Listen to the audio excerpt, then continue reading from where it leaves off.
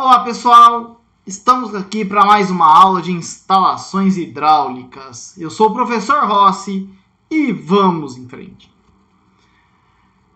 Vamos começar aí essa aula falando sobre o ramal predial e o cavalete. Então o diâmetro mínimo da ligação é de 3/4 de polegada, no qual falamos aí em 20 milímetros, para residências e pequenos edifícios. Normalmente, os ramais prediais eles são dimensionados pelas companhias concessionárias de água e esgoto que operam no local, ou na região, ou na cidade.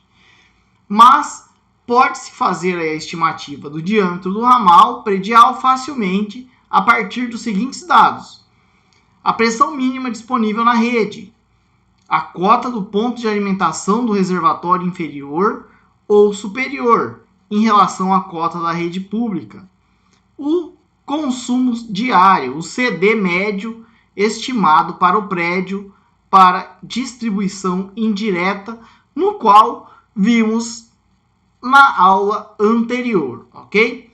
Tá com uma dúvida em como calculo o CD? Vá até a aula anterior e dê uma olhadinha lá.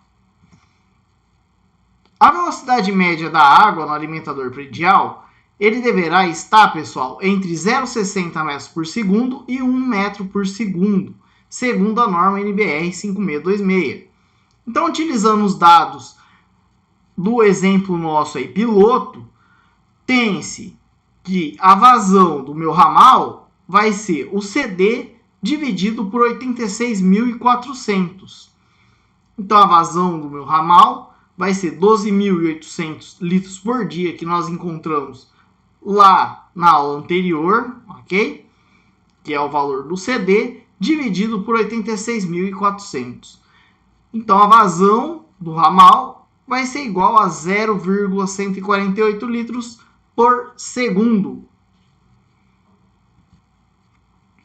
Aplicando a equação da continuidade, que é a vazão igual a velocidade vezes a área, o diâmetro poderá ser calculado pela seguinte fórmula abaixo aqui, ó, pessoal.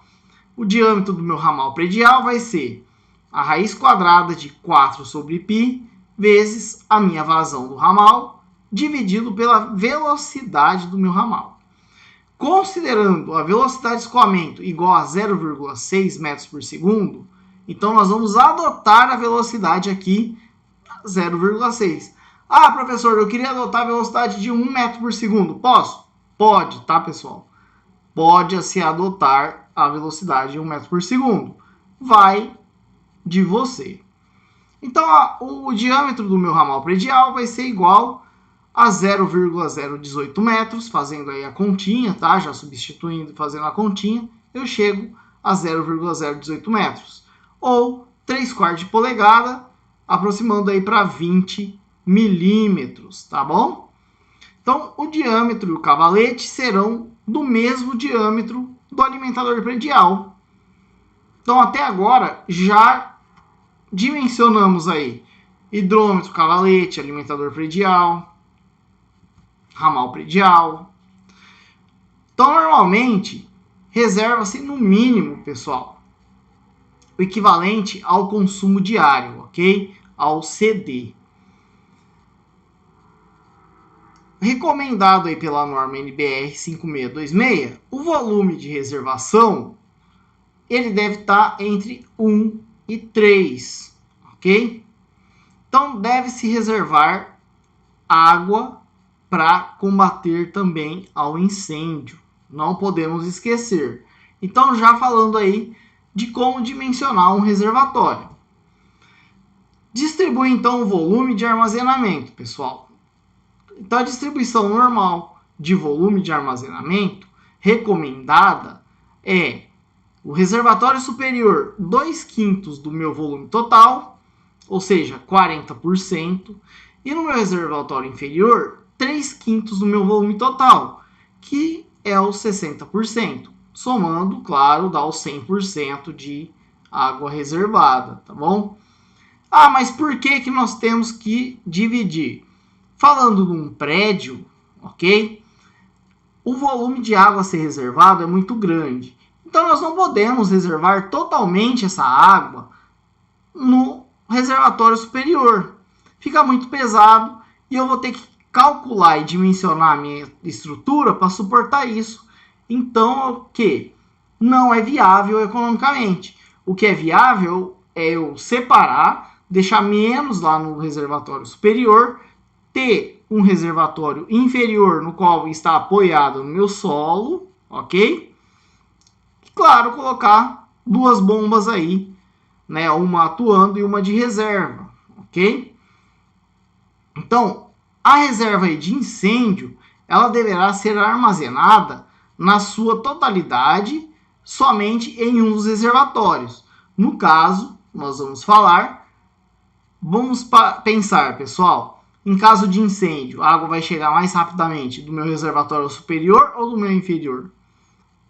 Isso mesmo, pessoal, do meu reservatório superior, ok? Então, recomenda-se reserva de incêndio no reservatório superior. Então, temos vários critérios, né, de divisão aí de volume que podem ser adotados. Alguns exemplos aqui. 2/5 do meu volume total mais a reserva de incêndio no superior. 3/5 do volume total mais acréscimo de reservação para limpeza no meu reservatório inferior. Ou 2/5 do meu volume no reservatório superior e 3/5 do meu volume total mais o acréscimo de reservação mais a reserva de incêndio no reservatório inferior. Se, após essa divisão, a capacidade do reservatório ou de reservação em cada reservatório ultrapassar a 5 metros cúbicos, 5 metros cúbicos, pessoal, 5.000 litros, ok? Passou de 5.000 litros, então o reservatório deverá ser compartimentado, isso mesmo, compartimentado ou dividido em pelo menos 2 câmaras. Por quê? Porque enquanto eu estiver limpando uma câmara, a outra está funcionando e vice-versa. Então, meu volume total, pessoal, do meu reservatório, eu vou calcular como 1,5 vezes o CD. Isso mesmo, eu vou acrescentar 50% do valor ainda do CD. Tá ok? Para cada compartimento do reservatório, devem ser previstas algumas tubulações a seguir aqui. Alimentação no reservatório inferior e superior. A saída para o barrilete de distribuição de água para consumo, no caso, no reservatório superior. A saída para o barrilete de incêndio, também no reservatório superior. O extravasor ou ladrão no reservatório inferior e superior. Limpeza ou dreno no reservatório inferior e no reservatório superior. O suspiro, também em ambos os reservatórios. A sucção para o conjunto motobomba de recalque para o reservatório superior, eu vou ter no reservatório inferior. E a sucção para o conjunto motobomba de incêndio no reservatório inferior. Então, utilizando aí os dados do exemplo piloto que nós estamos utilizando, tá ok, pessoal? Lembra lá do valor do CD? 12.800 litros. Então, eu vou armazenar 1,5 vezes o CD. Então, fazendo essa continha, eu vou chegar num valor de 19.200 litros. Esse volume dividido nos reservatórios, nós vamos obter o quê? 2/5 de 19.200, 7.680 litros. 3/5, 19.200 vezes, né, 19.200 é igual a 11.520 litros. Os valores acima, então, calculados são os valores úteis, ok, pessoal? Vou frisar novamente, volumes úteis de operação dos reservatórios. A eles devem ser somados a reserva de incêndio e o volume ou o volume de limpeza.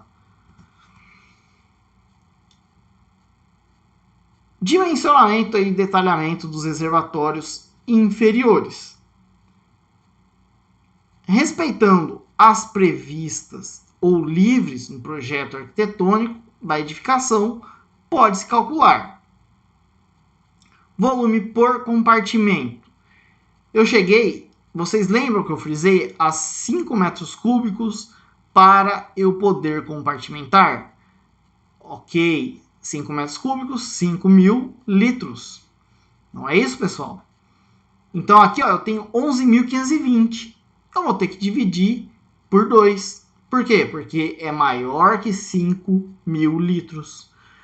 Se eu dividir por 2, eu vou ter 5.760 litros. Ainda é maior que 5 metros cúbicos, mas não tem problema. Eu posso deixar 2 compartimentos exatamente com esse volume de 5.760 litros, ok? Como não há restrição de dimensão na planta de subsolo, pessoal, teoricamente não, ok? Isso vai depender do projeto e a área que você tem disponível. Então, nós adotamos as seguintes dimensões para o meu reservatório inferior. Largura 2,95 e o comprimento 2,50. Isso para cada compartimento, ok? Então, vamos calcular a altura útil do meu reservatório. Então, meu H útil vai ser 5,76 dividido por 2,95 vezes 2,50. O que é isso? 5,76 metros cúbicos, ok? Aqueles 5.760 litros, eu passei para metros cúbicos e joguei aqui na minha formulinha.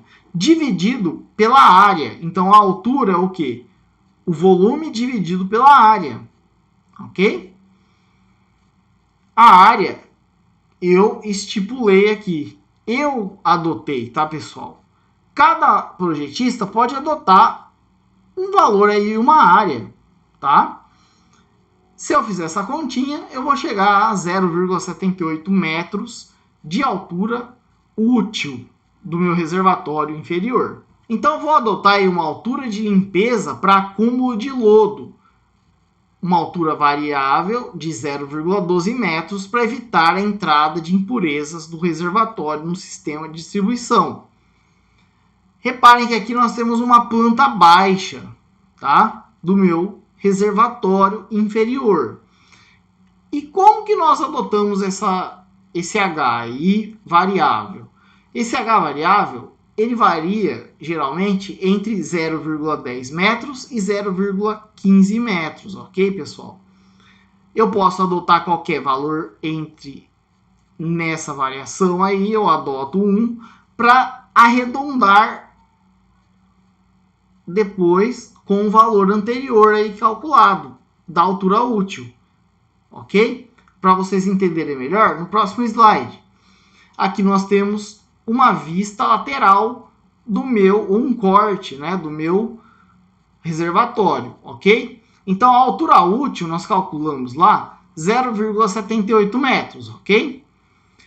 Para eu deixar o H mais o H variável um valor arredondado, se eu tenho 0,78 de H mais o H variável, para quanto que eu vou jogar? É lógico que eu não vou jogar 2 centímetros, né? Deixar 0,78 de H mais 0,02 aí de H variável. É muito pouco para minha reserva de incêndio. Então, vou deixar aí, como eu falei para vocês no slide anterior, entre 0,10 e 0,12 metros, ok? 10 ou 12 centímetros, 10 a 15 centímetros. Para somar com H e ficar um valor arredondado, eu escolhi 0,12. Por quê? Porque 0,12 mais 0,78 vai ficar um valor de H mais H variável de 0,9 metros. Ok, pessoal? Reparem aí, então, que eu vou ter esta altura, mais ainda os 0,15 metros aqui em cima, tá? Que vai ser de ar. Reparem isso aí. Então, é um valor acima de 0,15, tá bom? 0,15 é o mínimo, tá? Então, aqui, pessoal, eu tenho algumas fotos do reservatório inferior do condomínio do residencial Espanha, em Araçatuba. Aqui mais um detalhamento do reservatório inferior. Aqui é uma câmara, tá? Do reservatório, no qual estava vazia, sendo feita aí a manutenção. Aqui também uma outra foto. Ok? Espero que vocês tenham gostado aí do vídeo. Dê um joinha neste vídeo para mim. É muito importante. E se inscreva, pessoal, no meu canal. E até a próxima aula.